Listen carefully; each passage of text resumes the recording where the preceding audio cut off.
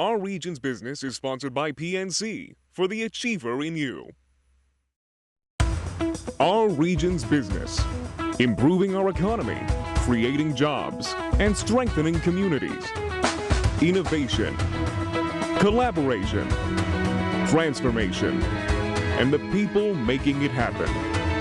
Join us as we take a closer look at our region's business. Now, here's your host, Bill Flanagan. Today on Our Region's Business, we're in the neighborhood to meet a few neighbors. And I mean, we're in the real neighborhood, the Fred Rogers studio at WQED TV, the home for more than 30 years of Mr. Rogers' Neighborhood. WQED is kindly hosting us for a conversation with a few of our region's neighbors, natives, boomerangs, and newcomers who are making an impact here. In a few minutes, we'll meet them. But first, we're going to talk about why attracting and retaining neighbors is so important to the future of our region. Recently, PittsburghToday.org, the Regional Indicators Project, released some good news and some bad news. Good news was the metro jobless rate, just 4.8% in September. In fact, according to ImaginePittsburgh.com, there are more than 20,000 job openings in the region right now, which means there's plenty of opportunity here. So, what's the bad news? Well, our region's labor force dropped in September by more than 24,000 from the year before, which means there are fewer people to do the work that needs to be done. A wave of retirements is beginning to unfold among the baby boom generation, something predicted by the Allegheny Conference's Inflection Point report last year. Employers will need to fill more than 300,000 job openings here through 2025. Betty Cruz is working this issue every day. She's the founder of Change Agency, a social enterprise that works to build a more welcoming and inclusive Pittsburgh. Alison Treaster is also on the front lines of the effort to fill the workforce pipeline.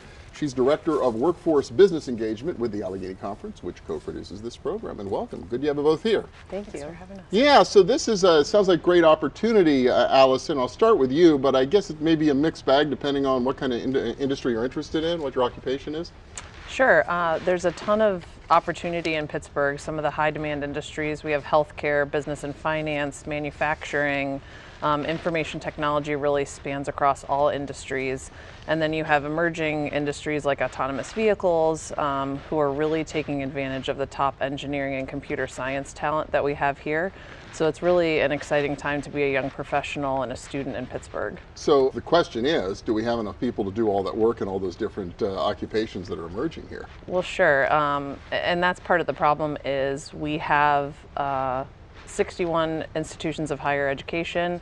Unfortunately, we only retain about 50% of those college graduates upon graduation. So we really need to improve our retention of college students and really improve our ability to attract people to the region. It's fascinating me, Betty, because every time I look around the East End or the city these days, I seem to see young people everywhere, especially compared to a few years ago. I mean, aren't people coming here? Aren't they staying here? Why can we have this kind of situation? Yeah, I mean, definitely with our immigrant community, we know that that's a segment of the population that is growing, and millennials, obviously there's been some growth there for sure, but I think that our strongest attraction strategy is a solid retention strategy. So whether it's attracting millennials, if that's the interest, or keeping them here, keeping those who come to study or to work in the Pittsburgh region, or whether it's retaining our African American community, our immigrant community members, really doing a good job retaining them, it's what's going to attract others, both from those populations, but that's, millennials want to live in a vibrant,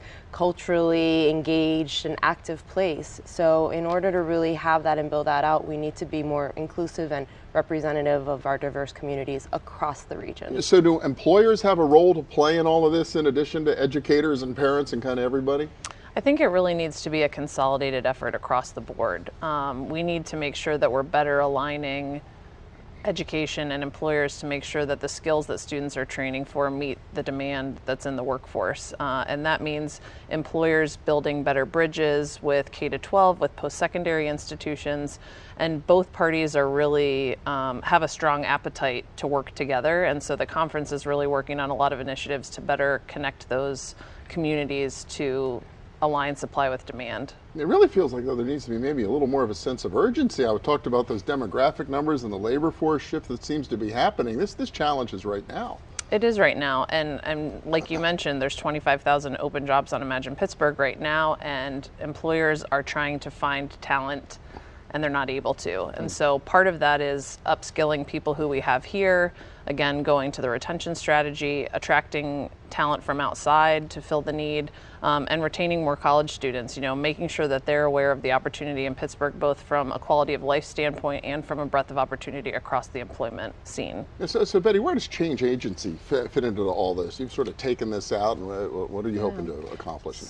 So we're a social enterprise that's implementing a variety of civic initiatives. One of those is All for All, which is an immigrant inclusion initiative.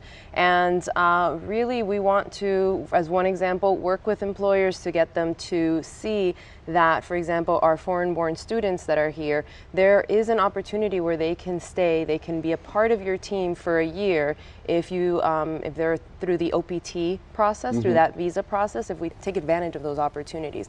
In a minute, Allison, we're going to meet some neighbors who have a presence on ImaginePittsburgh.com. How do they fit into the strategy?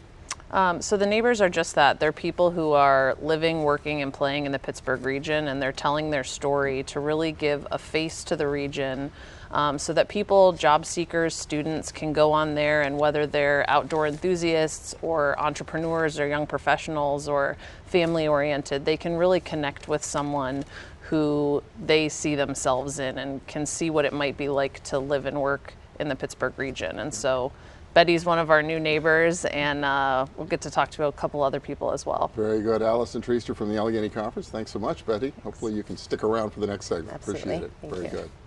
Well, if you're looking for opportunity here in our region, or if you know someone who is, ImaginePittsburgh.com is your one-stop shop for job postings. At any given time, more than 20,000 open jobs are listed in a searchable database.